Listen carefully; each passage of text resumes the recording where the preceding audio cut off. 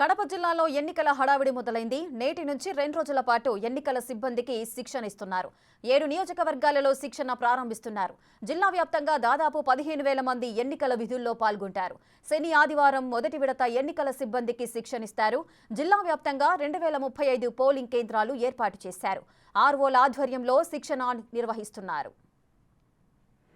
మనం ఓట్లు వేస్తున్నాం